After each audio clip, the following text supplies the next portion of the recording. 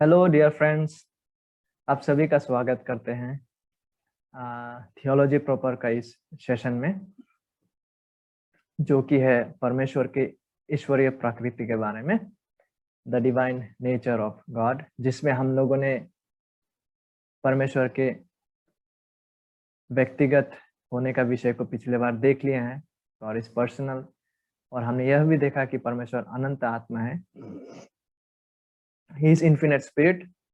और आज हम देखने वाले हैं that God is triune, the doctrine of Trinity।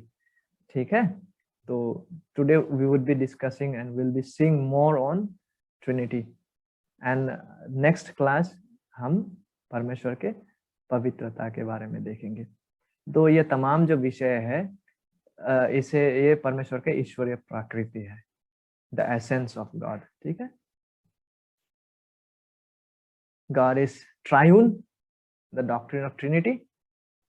तो हम इसका परिभाषा डेफिनेशन को पहले देख लेते हैं। ईश्वरत्व यानी कि गॉडहेड में एक सार यानी कि एक एसेंस है, और यह एक सार, यह एक एसेंस जो है पूर्ण और समान रूप से बिना विभाजन, नो डिवीजन या गुण, ठीक है, बिना बंटवारा, बिना गुण के ईश्वरत्व के तीन व्यक्तियों में से प्रत्येक में व्याप्त या फिर बसे हुए हैं। जब हम कलीसिया का इतिहास में देखते हैं, सबसे पहला व्यक्ति जो थे वो टर्टलिन थे, जिन्होंने इस डॉक्ट्रिन को हमारे सामने रखे हैं, जहाँ पे एक सार और तीन व्यक्ति के बारे में बात किया गया। और ये जो व्यक्ति शब्द है, यह कैसा आया है? टर्टलिन नामक व्यक्ति ने हमारे सामने इसे रखे हैं। और टर्टलिन का जो था ना, थियोलॉजी और लॉ दोनों में ही पर्याप्त इनका समझ था, इनका बैकग्राउंड ना ही केवल थियोलॉजी का था वरन लॉ का भी। ठीक है, उन्होंने ही यह शब्द को इंट्रोड्यूस किया, जो लातिनी शब्द है पर्सोना। यद्यपि उस समय प्रारंभिक स्तर में जब इस डॉक्ट्रिन को फॉर्मुलेट किया गया, वो पर्याप्त नहीं था, एडिक्वेट नहीं था, लेकिन धीरे धीरे कलीसिया ने इसका समझ में बढ़ता गया। तो टर्टलिन ने इस पर्सोना शब्द को, उनको कहाँ से मिला? लातिनी शब्द है। देखिए, नॉर्मली बेसिकली आज के जमाने में ये होता नहीं है, उस समय में अधिकतर होता था, पुराने दिनों में। एक जो एक्टर है ना, आज तो हमारा एक्टर लोग टीवी सिनेमा में करते हैं ना एक्टिंग, उस समय में ड्रामा वगैरह होता था, ठीक है, प्ले होता था। तो उस समय में एक एक्टर जो है वो मल्टीपल रोल, भिन्न भिन्न रोल को पालन करता था। एक्टर एक ही है, लेकिन वो भिन्न भिन्न रोल को पालन करता था, भिन्न भिन्न मुखौटाओं को लगाते हुए। ठीक है, एक एक्टर होता था, वो मुखौटा लगाता था, और मुखौटा लगा के एक प्रकार का उन्होंने अभिनय किया, और तुरंत मुखौटा को बदल के जिस मुखौटा को वो लगाते थे उसी मुखौटा का वो अभिनय करते थे। फॉर एग्जाम्पल, यदि कोई इंसान यीशु का और साथ ही साथ पतरस का अभिनय करना चाहे, तो वो पहले एक ऐसा मुखौटा पहन लेगा, मानिए कि वो यीशु का है। फिर जब पतरस बात कर रहा है, वो मुखौटा को चेंज कर लेगा, पतरस का मुखौटा पहन लेगा, फिर पतरस होके बात करेगा। तो इसी से टर्टलिन ने देख के बोला कि पर्सोना, यही है पर्सोना, मतलब जो भिन्न भिन्न भूमिकाओं को पालन कर रहा है, एक ही जो एक्टर है। प्रारंभिक कलीसिया ने परमेश्वर को एक सार, वन एसेंस और तीन व्यक्ति, पर्सोने, यही जो पर्सोना शब्द है, इसको तीन में जब आते हैं ना प्लूरल, पर्सोने के रूप में देखा। ठीक है, यहां से आरंभ होके आया है। और जैसे जैसे इस समझ में हमारे कलीसिया जो है वो बढ़ता गया, नए शब्द आने लगे, जैसा एसेंस, जिसे हम सार भी कहते हैं, ठीक है, हिंदी में। एग्जिस्टेंस, जिसे अस्तित्व कहते हैं। हालांकि अस्तित्व को हम कई बार बीइंग भी कह सकते हैं, लेकिन एक्सिस्टेंस, ये अस्तित्व का जो क्लोजेस्ट नियरेस्ट मीनिंग है अंग्रेजी में, वो है एग्जिस्टेंस। ठीक है,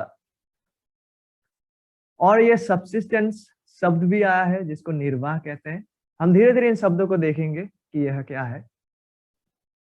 तो ग्रीक फिलोसोफर रहे हैं पार्मेनिडिस, ठीक है। उन्होंने इस सार शब्द की ओर जोर दिया, मतलब उन्होंने कहे जो कुछ है वो है। किसी भी चीज के वास्तविक होने के लिए उसे होने यानी कि उसे होना, उसे बीइंग की स्थिति में होना चाहिए। और ये बीइंग, ये होना की स्थिति एक ऐसा स्थिति है जो बदलता नहीं है, ठीक है। तो ये इन्होंने कहा है कि किसी भी चीज के वास्तविक होने के लिए उसे बीइंग होने की स्थिति में होना चाहिए, उसका एक वास्तविक सार होना चाहिए कि वह बदलता नहीं है, ठीक है। किसी भी चीज या विषय को वास्तविक होने के लिए उसे बीइंग, उसे सार होने का स्थिति में होना चाहिए, उसका वास्तविक सार होना चाहिए।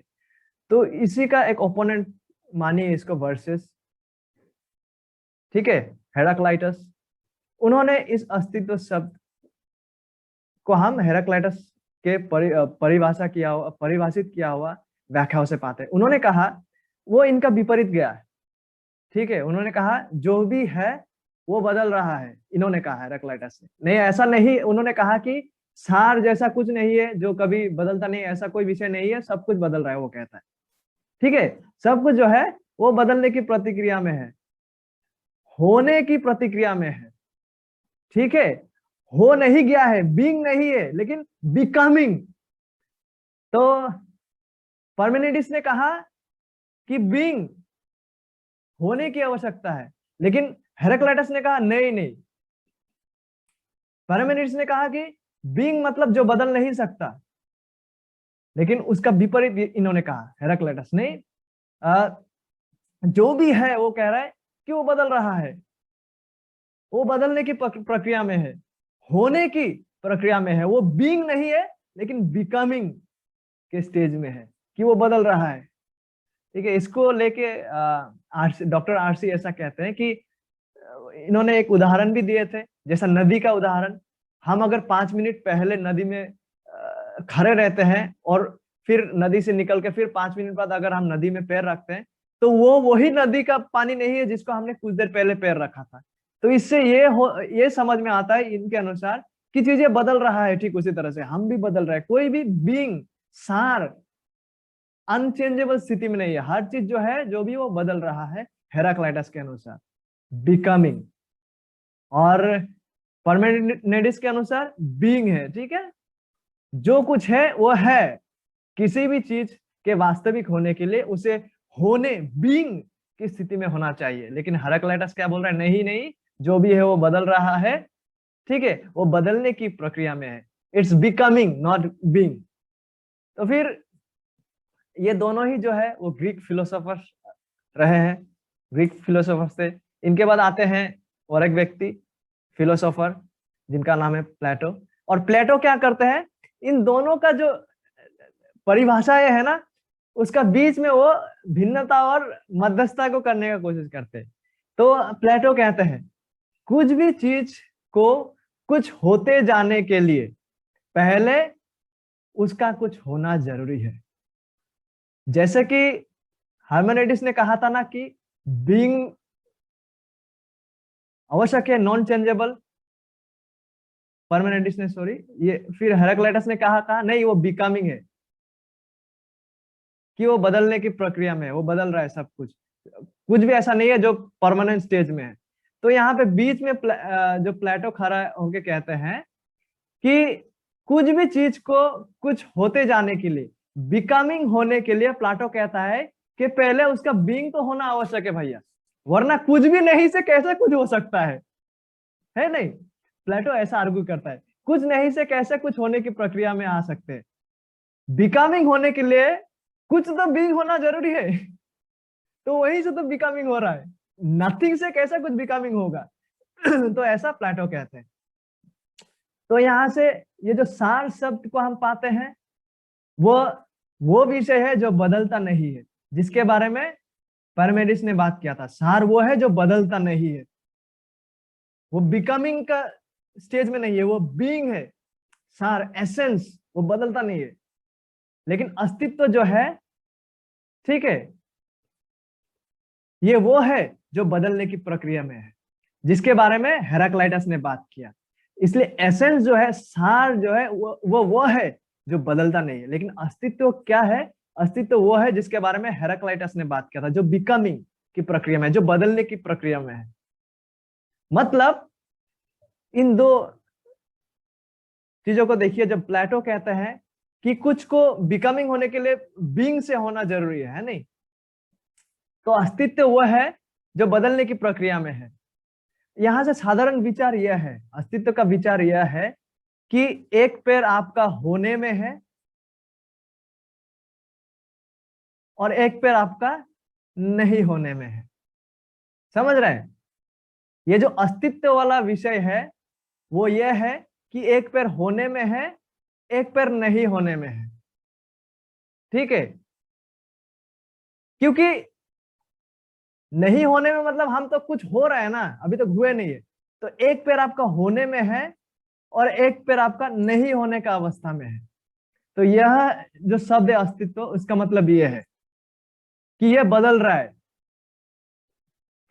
इसलिए कलीसिया ने जब है ना ऐसा नहीं कहा कि परमेश्वर सार में एक है और अस्तित्व में तीन है, क्योंकि अस्तित्व जो विषय है उसे ये समझ लीजिए यहां से केवल कि अस्तित्व एक ऐसा विषय है, एग्जिस्टेंस वो है जो बदलने की प्रक्रिया में है। ठीक है? कुछ नहीं से कुछ हो रहा है, वो परमानेंट स्टेज में नहीं है। अस्तित्व जो है, ये वर्ड जो है एग्जिस्टेंस, वो कहीं से पैर नहीं होने से होने की ओर जा रहा है, वो बिकमिंग, वो बदल रहा है। ठीक है? इसलिए कलीसिया ने ऐसा नहीं कहा कि परमेश्वर सार में एक है और अस्तित्व में तीन। अस्तित्व मतलब क्या होता? अगर अगर कलीसिया कहता अस्तित्व के बारे में कि परमेश्वर का अस्तित्व तीन है, तो क्या होता? परमेश्वर एक तरफ बदल रहा है और एक पैर उसका एक जगह में है जहां नहीं बदल रहा है, तो उससे ये हो जाता कि परमेश्वर जो है वो बदल रहा है। लेकिन यह सच नहीं है, परमेश्वर नहीं बदलते हैं। तो अस्तित्व का मतलब यह है कि बदलने की प्रक्रिया, कि एक पैर आपका होने की स्थिति में और एक पैर नहीं होने की स्थिति में। इसलिए कलीसिया ने नहीं कहा कि परमेश्वर एक सार है और तीन अस्तित्व है। नहीं, अस्तित्व अगर कहता तो क्या होता? अस्तित्व वो स्टेज है जो बदलने की प्रक्रिया में है। लेकिन कलीसिया ने वरन ऐसा कहा कि परमेश्वर एक सार में है, लेकिन वो व्यक्ति में तीन है, अस्तित्व में नहीं, व्यक्ति में वो तीन है। ठीक है? आई होप हम समझ रहे हैं। मैं फिर से इसको समझाने की कोशिश कर रहा हूं। ठीक है? ये जो सार शब्द है वो उन विषय को दर्शाते हैं जो कभी बदलता नहीं है। यह अस्तित्व जो विषय है वो बदलने की प्रक्रिया में है।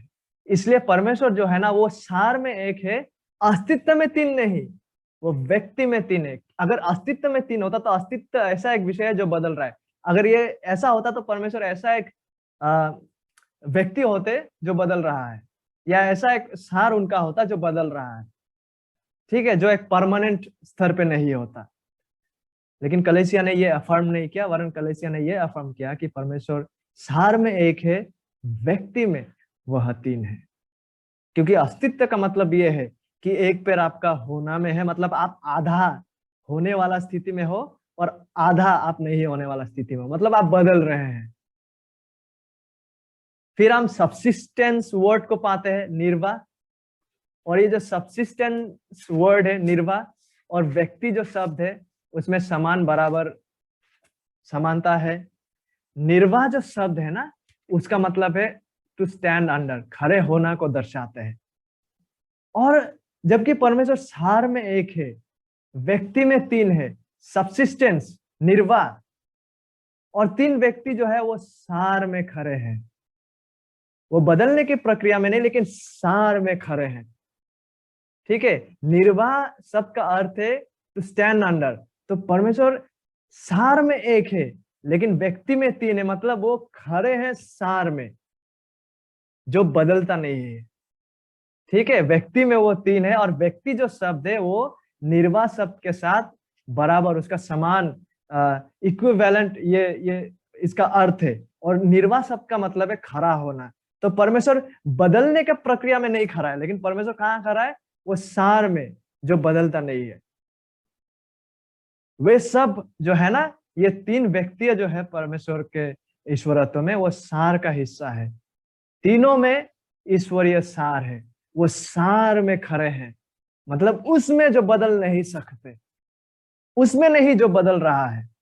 ठीक है, तो निर्वाह शब्द का अर्थ है, सबसिस्टेंस शब्द का अर्थ है खड़ा होना, टू स्टैंड अंडर, सार में खड़े होने का। ठीक है, तो हमने तीन वर्ड को देखा, एसेंस, सार, ठीक है, फिर हमने अस्तित्व को देखा, एग्जिस्टेंस, फिर हमने सबसिस्टेंस को देखा। और ये जो सबसिस्टेंस वर्ड है, ये इक्वल टू पर्सन या व्यक्ति शब्द के साथ इसका समानता का अर्थ है। तो परमेश्वर सार में एक है लेकिन अस्तित्व में तीन नहीं, सार में एक है लेकिन व्यक्ति में वो तीन है। सबसिस्टेंस में, सबसिस्टेंस, निर्वाह मतलब कहीं, मतलब टू स्टैंड अंडर, जैसा फॉर एग्जांपल संपूर्ण रीति से कहीं खड़ा होना। तो परमेश्वर जो है ना, वो सार में खड़े हैं। सार वो हिस्सा है जो कभी बदलता नहीं, और ये जो सार जो गुण है, वो तीनों में, तीनों व्यक्तियों में ईश्वरीय जो सार है। हालांकि हम ट्रिनिटी के तीन व्यक्तियों के बीच अंतर कर सकते हैं। हम कहते हैं कि पिता परमेश्वर है, पुत्र परमेश्वर है और पवित्र आत्मा परमेश्वर है, लेकिन हम यह नहीं कहते कि पिता ही पुत्र है। सार में वो एक है, एसेंस में वो एक है, लेकिन व्यक्ति में तीन है। और ये तीन व्यक्ति जो है ना, हालांकि इसमें हम अंतर को पाते हैं, सार में नहीं, लेकिन ठीक है, सार में कोई बदलावत नहीं है, लेकिन हम अंतर को कहां पाते हैं? अंतर को पर्सन्स में पाते हैं, व्यक्तियों में, सार में नहीं, व्यक्तियों में। ठीक है, अंतर को पाते। हालांकि हम कहते हैं कि पिता परमेश्वर है, पुत्र परमेश्वर है, पवित्र आत्मा परमेश्वर है, लेकिन हम यह नहीं कहते कि पिता पुत्र है, या पुत्र पवित्र आत्मा है, या पवित्र आत्मा पिता है। ठीक है, उनके बीच अंतर तो है, भेद है, लेकिन यह जो अंतर है वो सार में नहीं, ये अंतर जो है वो व्यक्तियों में है, एसेंस में नहीं, व्यक्तियों में यह अंतर है। ठीक है, आगे की व्याख्या को हम देखते हैं। बाइबल के अनुसार ट्रिनिटी का शिक्षा क्या नहीं है, ट्रिनिटी क्या नहीं है बाइबल के अनुसार। ठीक है, और मैं उम्मीद करता हूं कि जैसे जैसे हम इन उदाहरणों को देखते जाएंगे और भी स्पष्टताएं आएंगे फर्दर एक्सप्लेनेशंस के साथ। ठीक है, ट्रिनिटी क्या नहीं है, ये भी इतिहास में इन शिक्षाओं को भी सिखाया गया, जो झूठा शिक्षा है, हेरेसी जिसे कहते हैं। मॉडलिज्म का शिक्षा यह है कि ट्रिनिटी के सभी तीन व्यक्ति एक ही व्यक्ति है। ये मॉडलिज्म जो है वो ये सिखाता है कि ट्रिनिटी के सभी तीन व्यक्ति, वो कहते हैं कि एक ही व्यक्ति है, लेकिन वे अलग अलग समय पर अद्वितीय मोड में व्यवहार करते हैं। मतलब पिता ने सृष्टि किया, मतलब इनके अनुसार एक ही व्यक्ति तो है, तो जब पृथ्वी में आया, मारा गया, यही व्यक्ति आया, यही व्यक्ति पुनरुत्थान होके चला गया, यही व्यक्ति पवित्र आत्मा होके आया। तो ये शिक्षा यही सिखाता है कि ट्रिनिटी के सभी जो है ना, सभी तीन व्यक्ति एक ही है, एक ही व्यक्ति है, लेकिन अलग अलग समय पे ना वो व्यक्ति अलग अलग मोड पे व्यवहार कर रहा है। आई होप हम समझ पा रहे हैं, एक ही व्यक्ति है ये तीन व्यक्ति, लेकिन अलग अलग टाइम में ये एक व्यक्ति जो है ना अलग अलग रूप रह के आ रहा है। तो मॉडलिज्म का शिक्षा ये सिखाता है, जो कि सच नहीं है। और एक शिक्षा है एडोप्शनिज्म। यह सिखाता है कि पहले सृष्टि जो परमेश्वर ने बनाया, सबसे पहला जो सृष्टि परमेश्वर ने बनाया वो वचन था, लोगोस, जो कि यीशु का बात किया जा रहा है, लोगोस, वचन। परमेश्वर ने वचन को पहले सृष्टि किया, जिसके बाद वचन ने बाकी सब कुछ बनाया, बाकी सब चीजों का सृष्टि किया। तो यह इन लोगों का शिक्षा यह है कि पहले परमेश्वर ने वचन को बनाया, फिर वचन बाकी सब जितने भी है सृष्टि को बनाया।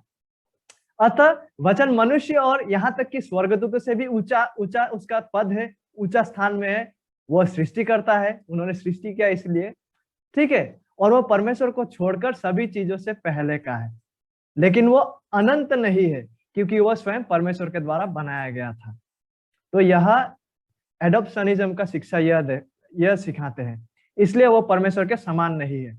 मतलब लोगोस जो है वचन जो है वो परमेश्वर का समान नहीं है। तो एडॉप्शनिज्म का शिक्षा यह है कि पहले वचन को सृष्टि किया गया, वचन अनंत नहीं है क्योंकि उसको सृष्टि किया गया, वो बाद में जाके सभी को सृष्टि किया, इसलिए वो इंसानों से और स्वर्गदूतों से ऊंचा पद में है, लेकिन परमेश्वर से नीचा पद में है। वो अनंत नहीं है, क्यों? क्योंकि उसको सृष्टि किया गया। ये लोग सिखाते हैं। हालांकि कलीसिया का इतिहास में हम देखने वाले कि इस दोनों शिक्षा के को लेके चर्चा हुआ है, और वहां पे उन लोगों ने कुछ विषयों का हमारे सामने लाए हैं वचन के अनुसार। तो इस दो शिक्षा जो है, विशेष करके ये जो वचन को सृष्टि किया हुआ, इन लोगों को कहाँ से ये मिला? इन लोगों ने इस कंक्लूजन को जो है ना, इस व्याख्या को कुलुसिया से लेके आया। कुलुसिया 1:15 हमसे कहता है, वह तो, यानी कि यहाँ पे यीशु का बात हो रहा है, अदृश्य परमेश्वर का प्रतिरूप और सारी सृष्टि में पहिलौठा है। तो ये जो पहिलौठा वर्ड है, उन लोगों को लगा कि पहिलौठा मतलब जिसको पहले सृष्टि किया गया। ठीक है, क्योंकि पहिलौठा जैसा हमारे इंसानी परिभाषा में जब हम बात करते हैं, पहिलौठा is the first born child, जो पहला जो जन्मे हुआ शिशु संतान को पहिलौठा कहते हैं। तो क्योंकि यहाँ पे ये वर्ड यूज किया गया, तो उन लोगों ने इसको लेके ऐसा व्याख्या किया कि वचन को सबसे पहले सृष्टि किया गया, क्योंकि वो तो पहिलौठा है। लेकिन जब कलीसिया मिले एक साथ इन शिक्षाओं को ध्यान में देते हुए, ठीक है, और इनके विरुद्ध में वचन क्या सिखाते हैं उसको हमारे सामने लेके आए। काउंसिल ऑफ नाइसिया में 325 AD में जब कलीसिया मिले, तो उन्होंने यह ठहराया कि मसीह जो है परमेश्वर का एकलौता पुत्र है, यस, लेकिन वो बनाया नहीं गया, उसको सृष्टि नहीं किया गया, कि वह ईश्वर का ईश्वर, he is the God of God, he is the light of lights, वह सत्य ईश्वर है। कलीसिया ने कहा कि पहिलौठा और एकलौता जैसा शब्दों का संबंध मसीह का सम्मान, उसका अधिकार, उसका पदाधिकार से है। जैसे कि पहिलौता जो संतान है, पिता का समस्त जो धन संपत्ति है उस पर उसका अधिकार रहता है। तो इस संदर्भ में यहाँ पे कुलुसिया 1:15 में पहिलौठा वर्ड को यूज किया गया। ठीक है, ये जो कुलुसिया 1:15 में जो पहिलौठा वर्ड है ना, और एकलौता वर्ड जैसा जॉन 3:16 में है, जैसा सब जो है ना मसीह का सम्मान, उसका अधिकार को दर्शाते हैं, ना कि उसका बायोलॉजिकल, उसका जैविक उत्पत्ति को। ठीक है, तो ये वर्ड जब यूज किया जाता है यहाँ पे, पहिलौठा, फर्स्ट बॉर्न, उसके बाद ओनली बिगोनन सन जो है, एकलौता, यह सब मसीह का जो सम्मान है, मसीह का जो अधिकार है, उसको प्रदर्शित कर रहा है। ठीक है, उसका बायोलॉजिकल जैविक उत्पत्ति होने को नहीं, लेकिन उसका पदाधिकार, उसका अधिकार, उसका सम्मान को प्रदर्शित कर रहा है। तो इसलिए इस काउंसिल में फिर कलीसिया ने घोषणा की कि मसीह का सार, उसका बीइंग जो है, उसका एसेंस जो है, पिता के समान है। इस प्रकार यह विचार सामने रखा गया इस काउंसिल में। परमेश्वर हालांकि 3 व्यक्ति में है, लेकिन सार में वो एक है। फिर से उसी बात को यहाँ पे रखा गया है। 1 इन एसेंस, एक सार, लेकिन 3 व्यक्ति है। अब इस चित्र को देखिए, ठीक है, सोचिए ये परमेश्वर का सार है। ऐसा नहीं है कि ये सार का कुछ हिस्सा फादर के पास है, कुछ हिस्सा सन के पास है, कुछ हिस्सा पिता के पास है, कुछ हिस्सा पुत्र के पास है, और कुछ हिस्सा होली स्पिरिट, पवित्र आत्मा के पास है। इस तरह से इसका सार डिवाइडेड है। ना ना ना, ऐसा नहीं है। ठीक है, कभी भी ये सोचने का गलती मत कीजिए कि एक बड़ा सार है और ये जो ईश्वरीय गुण है 3 भागों में बटा हुआ है, पिता, पुत्र, पवित्र आत्मा, इस तरह से है कि कुछ इनमें है ये सार, बीइंग, एसेंस, और कुछ पुत्र में है और कुछ पवित्र आत्मा में। नहीं, ऐसा नहीं है।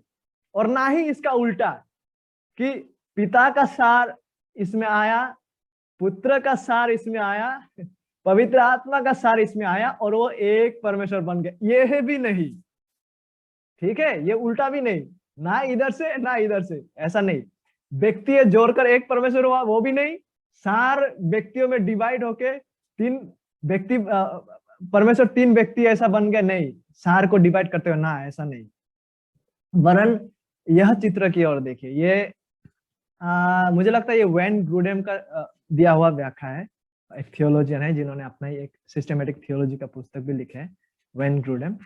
बाइबल के अनुसार ट्रिनिटी का शिक्षा, तीन व्यक्तियों में से प्रत्येक परमेश्वर है और तीन व्यक्ति एक परमेश्वर है। देखिए, व्यक्ति तीन है, पिता, पुत्र, पवित्र आत्मा। और व्यक्तियों के संदर्भ में पिता पुत्र नहीं है, पुत्र पवित्र आत्मा नहीं है, और पवित्र आत्मा पिता नहीं है, ना एक पिता पवित्र आत्मा है। लेकिन एसेंस में ईश्वरीय जो सार है उसमें पुत्र भी परमेश्वर है, पिता भी परमेश्वर है और पवित्र आत्मा भी परमेश्वर है। ठीक है, व्यक्ति में तीन, एसेंस में, सार में एक। अभी तक में आपको लग सकता है ये तो कॉन्ट्राडिक्शन लग रहा है, लेकिन देखिए, जो गैर विरोधाभास मतलब नॉन कॉन्ट्राडिक्शन का जो लॉ है ना, वो यह सिखाते हैं। उसका नियम कहता है, जो मैं हूं और वो नहीं भी हूं, मतलब मैं ए हूं और मैं ए नहीं भी हूं, एक ही समय में एक ही समझ पर ऐसा नहीं हो सकता, वरना ये कॉन्ट्राडिक्ट हो जाएगा। ठीक है, मैं एक बार बोल रहा हूं एक ही समझ में, और एक ही समय में मैं कह रहा हूं मैं ए हूं, फिर मैं एक ही समझ में एक ही समय में मैं कह रहा हूं मैं ए नहीं हूं, तो ये कॉन्ट्राडिक्शन हो जाएगा। ठीक है, जो मैं हूं और वो मैं नहीं हूं, एक ही समय में एक ही समझ पर अगर ऐसा हम कह देते हैं, ऐसा नहीं हो सकता, ये कॉन्ट्राडिक्शन हो जाएगा। कि मैं कह रहा हूं एक ही समझ में एक ही अर्थ में एक ही समय में मैं कह रहा हूं मैं ए हूं, और एक ही समय में एक ही समझ में एक ही अर्थ में मैं कह रहा हूं मैं ए नहीं हूं, यह वाला कॉन्ट्राडिक्शन हो जाएगा। ठीक है, और इसीलिए यदि हम कह रहे हैं कि परमेश्वर एक है और परमेश्वर एक ही समय में एक ही अर्थ में तीन है, तो यह कॉन्ट्राडिक्शन हो जाता है, यह विरोधाभास हो रहा है। लेकिन हम ऐसा नहीं कह रहे हैं।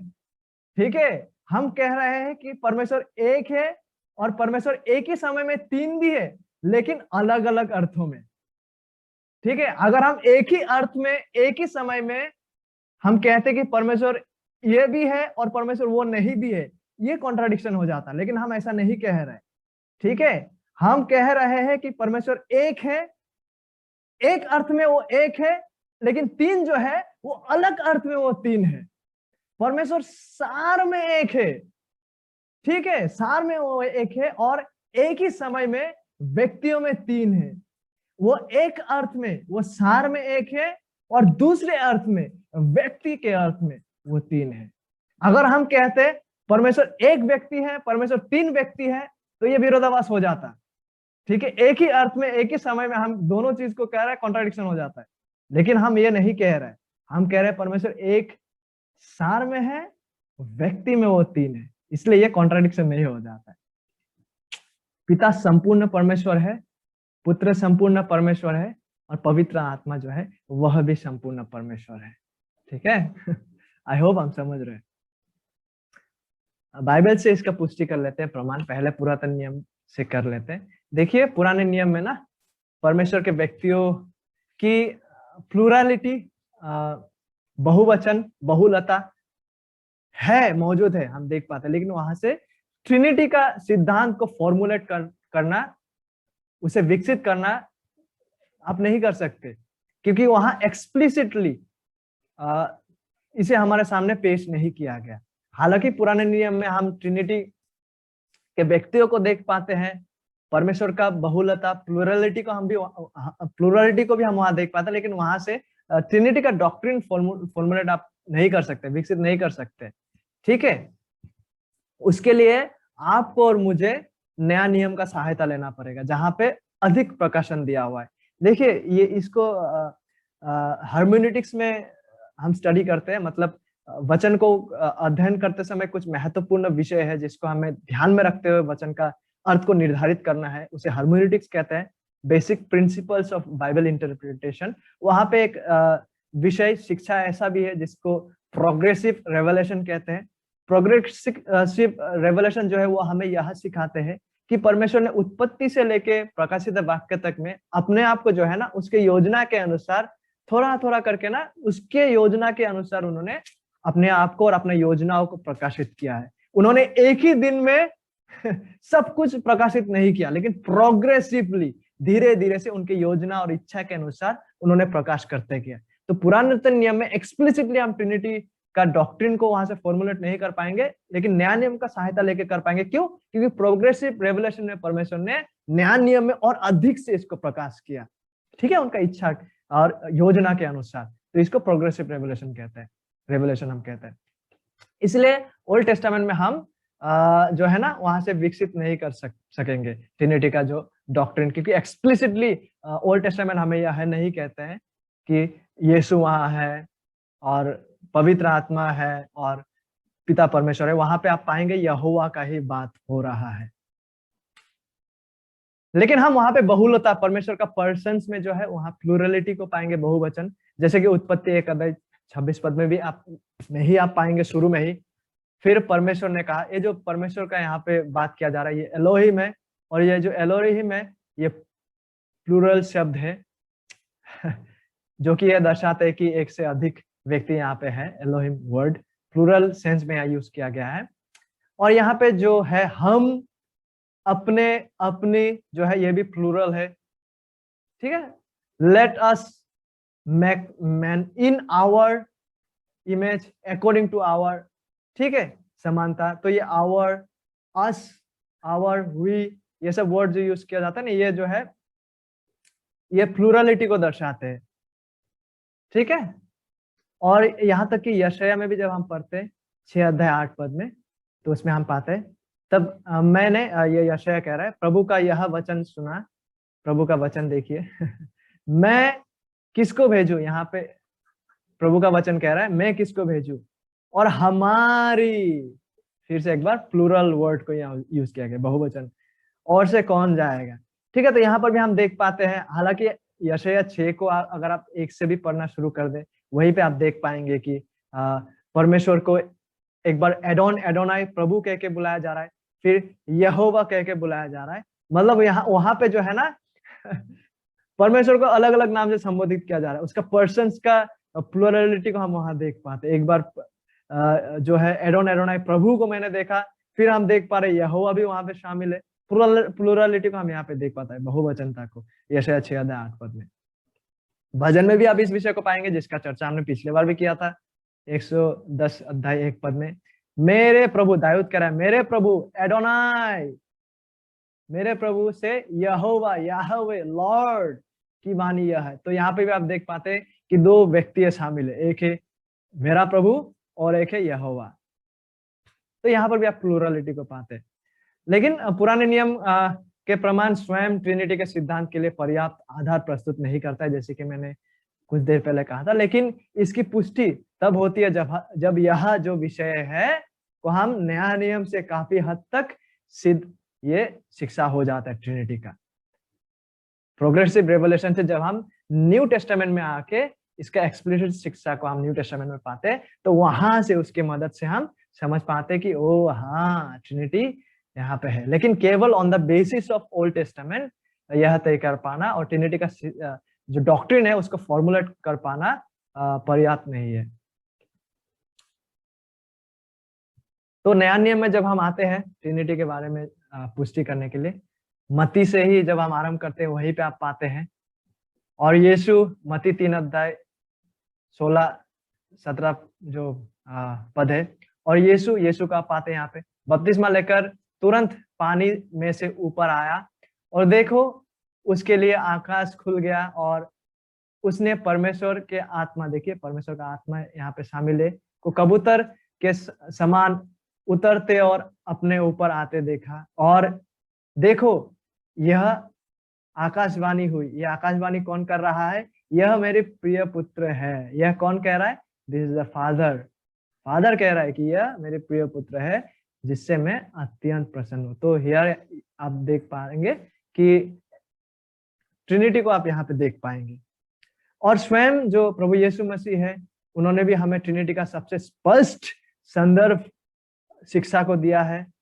कहाँ पे? मत्ती 28 में आप पाएंगे 19 पद में, इसलिए तुम जाओ सब जातियों के लोगों को चेले बनाओ और उन्हें पिता और पुत्र और पवित्र आत्मा, ठीक है। जीसस एक्सप्लिसिटली यहाँ पे ट्रिनिटी के बारे में बात कर रहा है, पिता के बारे में, अपने बारे में, पुत्र के बारे में और पवित्र आत्मा के बारे में।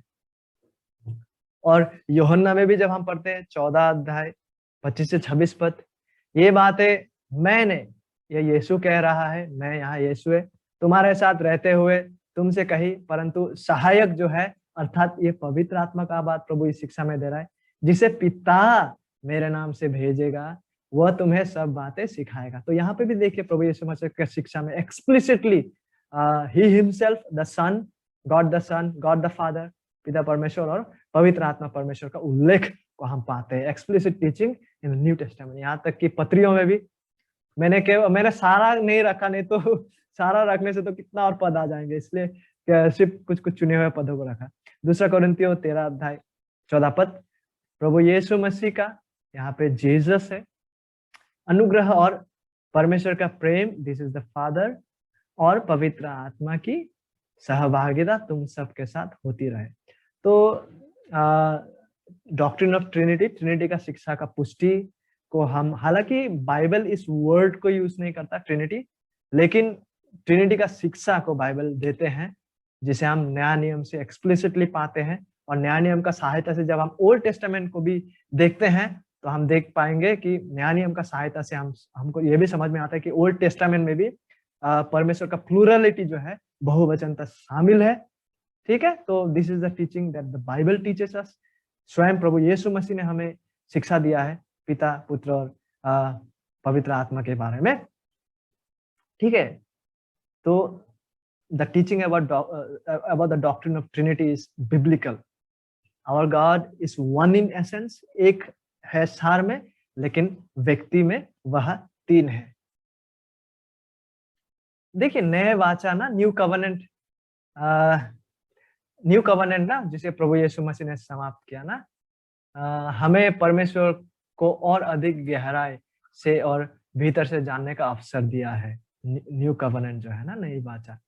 पुराने नियम में क्या होता था? पुराने नियम में एक अलगाव, सेपरेशन का एक भावना, एक सेंस को हम देख पाते थे। क्यों? क्योंकि होली ऑफ द होलीज, जो सबसे पवित्र स्थान है मंदिर का, वह और लोगों के बीच में एक पर्दा, एक वेल वहां होता था, और साल में केवल एक ही महान महायाजक वहां पे जा सकते थे, और वह भी सबसे पहले अपने पापों के लिए प्रायश्चित को लेते थे, फिर लोगों के। तो लोगों का बीच में और परमेश्वर का पवित्र उपस्थिति जो है, पवित्र से पवित्र, होली ऑफ द होलीज के बीच में विभाजन था। वो लोग को ओपन एक्सेस नहीं था कि वहां पहुंचने के लिए। लेकिन यीशु मसीह जब नया नियम में आया, उन्होंने वो पवित्र का, जब वो मारा गया ना वहां पे क्रूस में, ये वेल जो है, जब वो क्रूस में मारा जाते समय, ये वेल ऊपर से नीचे तक फट गया, टॉर्न अपार्ट। और ये कोई एक्सीडेंटल बात नहीं है, ये हमें यह दर्शाते हैं कि अभी यीशु मसीह हमारे इम्मानुएल है, गॉड विथ अस, कि हम यीशु मसीह में परमेश्वर से मिल सकते हैं। इसलिए इब्रानियों 4 अध्याय 16 पद, इस तरह का घनिष्ठता, इस तरह का इंटीमेसी जो है ना, उसे हम न्यू कवनेंट, नया नियम में जो जिस वाचा को प्रभु ने पूर्ण किया, तब जाके हम इस तरह का भावना को उपलब्ध कर पाते हैं। इब्रानियों 4 अध्याय 16 पद इसलिए हमसे कहता है कि इसलिए आओ हम अनुग्रह के सिंहासन के निकट जो है ना, बोल्डली, कॉन्फिडेंस के साथ हिया बांध कर चले कि हम पर दया हो और वो अनुग्रह पाए जो आवश्यकता के समय हमारी सहायता करे। तो ये एक्सेस जो है, ये केवल प्रभु यीशु मसीह का जो नया वाचा का समाप्त कार्य की वजह से संभव हुआ। और ये ट्रायून जो परमेश्वर है, ठीक है, और उनका जो, क्योंकि ये ट्रिनिटी जो है ना, उनका अंदरूनी जो विषय है ना, इनर जो विषय है, उनका जो इनर लाइफ है, इनर बीइंग को आनंद जो है ना, केवल वही लोग उपलब्ध कर पाएंगे जो नया जन्म के द्वारा मसीह पर विश्वास करते हैं, ठीक है। क्योंकि तभी जाके ना जब हम सच्चा विश्वासी बनते हैं, नया जन्म के द्वारा। तो the triune God through the Holy Spirit indwells us, वो हम में रहते हैं, हम में बसते हैं। तो इस ट्रायून गॉड को इस तरह से उसका महानता को उपलब्ध कर पाना, हमारे जीवनों में इसे अनुभव कर पाना, सेंस कर पाना, केवल नया जन्म और सच्चा विश्वास के द्वारा संभव है। केवल वही इंसान इस महानता को उपलब्ध कर पाएंगे, इस आनंद, इस सहभागिता को ले पाएंगे जो एक सच्चा विश्वासी बने हैं नया जन्म के द्वारा। तो ट्रिनिटी के बारे में जॉन फाइनबर्ग एक बेहतरीन थियोलॉजियन भी है, वो उन्होंने भी कुछ कुछ शिक्षा को दिया है ना, बहुत अच्छा। इन तमाम विषयों को मैंने यहाँ रखा। परमेश्वर केवल एक है, केवल एक ईश्वरीय सार है, वन एसेंस, एक सार। लेकिन ये जो एक सार है ना, वो पूर्ण, कंप्लीटली और समान रूप से बिना विभाजन या बिना गुण के ईश्वरत्व के तीन व्यक्तियों में से प्रत्येक में बसे हैं, व्याप्त है। ठीक है, वो बकेट वाला उदाहरण लीजिए, एक उसमें मिल के नहीं हो रहा है, लेकिन ये जो ईश्वरत्व का जो ये गुण है, ये सार है ना, वो सभी में विदाउट डिविजन, बिना विभाजन के, बिना गुण के ईश्वरत्व के तीन व्यक्तियों में से प्रत्येक में व्याप्त है, समान रूप से। और ये तीन व्यक्ति जो है, उनका जो अवस्थित मौजूदगी है वो साइमल्टेनियस है। साइमल्टेनियस मतलब एक ही समय पर हम तीनों को भी देख पाएंगे। ऐसा नहीं कि एक ही व्यक्ति पिता था, वही व्यक्ति पुत्र होके आया और वो चला गया, वही व्यक्ति पवित्र आत्मा बन के आया, नहीं, लेकिन हम तीनों का उपस्थिति को भी एक साथ। अगर ऐसा होता कि एक ही व्यक्ति तीन रोल को निभा रहा है तो क्या होता, वो जो पिता जब पृथ्वी में आया तो पिता का कुर्सी खाली है, लेकिन ऐसा नहीं, हम साइमल्टेनियसली एक ही समय पर तीनों जो व्यक्ति हैं, डिस्टिंक्ट, भिन्न रूप से हम उसको देख पाते हैं। कैसे? यीशु मसीह के बपतिस्मा का टाइम में भी हम देख पाते हैं। यदि एक ही व्यक्ति तीनों भूमिकाओं को पालन कर रहे तो हम एक समय में तीनों को नहीं देख पाएंगे ना, कि वो पहले सृष्टि किया, फिर वो क्रूस पे मारा गया, फिर वो जाके पवित्र आत्मा होके आया, तब तो वहां पे एक ही व्यक्ति सारा कार्य कर रहा है। लेकिन ऐसा नहीं है, तीन व्यक्ति है जिसका मौजूदगी को हम साइमल्टेनियसली एक ही समय पर भिन्न रूप से हम देख सकते हैं। तो यह सच्चा जो है ना, वो उस शिक्षा को खारिज कर देते हैं जो मॉडलिज्म का शिक्षा को। It's not modalism. और पिता, पुत्र और पवित्र आत्मा सभी एक समान है, क्योंकि उनमें एक ईश्वरीय सार है। ठीक है, संपूर्ण रूप से कोई विभाजन नहीं है, कोई गुण नहीं है। ईश्वरत्व के तीन व्यक्तियों में से प्रत्येक में जो ये डिवाइन एसेंस जो है ना, वह व्याप्त है, बसे हैं। सबसिस्टेंस इसी को दर्शाते हैं। सबसिस्टेंस जो वर्ड है, टू स्टैंड अंडर, खड़े होना उस एसेंस में। ये बहुत महत्वपूर्ण है ये विषय भी। ट्रिनिटी में एक फंक्शनल क्रम है, कार्यात्मक क्रम है। ठीक है, पहला तो ये ऑन्टोलॉजिकल ट्रिनिटी और इकोनॉमिक ट्रिनिटी। ये ऑन्टोलॉजिकल ट्रिनिटी क्या है? ऑन्टोलॉजिकल ट्रिनिटी जो है वो परमेश्वर के सार के गुणवत्ता को संबोधित, ये जो सार है ना उसका गुणों को संबोधित करता है। ठीक है, गुणवत्ता को संदर्भित करता है। ये ऑन्टोलॉजिकल ट्रिनिटी के बारे में जब हम बात करते हैं तो ये उसके बारे में बात करता है कि जो परमेश्वर है, ठीक है, हिज डिवाइन एसेंस, ईश्वरीय सार के बारे में। लेकिन इकोनॉमिक ट्रिनिटी क्या है? इकोनॉमिक ट्रिनिटी ईश्वरत्व में जो कार्यात्मक, जो ट्रिनिटी के जो व्यक्ति है ना, वो जिस भूमिकाओं को जो पालन कर रहा है ना, उसको संदर्भित करता है इकोनॉमिक ट्रिनिटी। ऑन्टोलॉजिकल किस चीज को संबोधित करता है, किस चीज को संदर्भित करता है? परमेश्वर जो है उसका सार को संदर्भित करता है। लेकिन इकोनॉमिक ट्रिनिटी किसको? जो भूमिकाओं को व्यक्ति पालन कर रहा है उसको संदर्भित करता है। जैसे इसीलिए आप पाएंगे ना, इसमें इकोनॉमिक ट्रिनिटी में आप पाएंगे, आप सबऑर्डिनेशन को देख पाएंगे। सबऑर्डिनेट मतलब किसी के अधीन में कोई काम कर रहा है। इसलिए कई बार कंफ्यूजन आ जाता है। हम देखते हैं कि यीशु कहता है कि वो पिता का इच्छा को पालन कर रहा है, इसका मतलब पुत्र जो है वो पिता के समान नहीं है, वो पहलौता है। मतलब पहलौता मतलब क्या है? वो तो सृष्टि किया गया है। तो कई बार ये कंफ्यूजन का वजह से ये हो जाता है। लेकिन जब हम ऑन्टोलॉजिकल ट्रिनिटी की बात करते हैं वो परमेश्वर का सार के बारे में। लेकिन जब हम इकोनॉमिक ट्रिनिटी की बात करते हैं, इकोनॉमिक ट्रिनिटी जो है ना, उनका भूमिकाओं को संदर्भित करता है।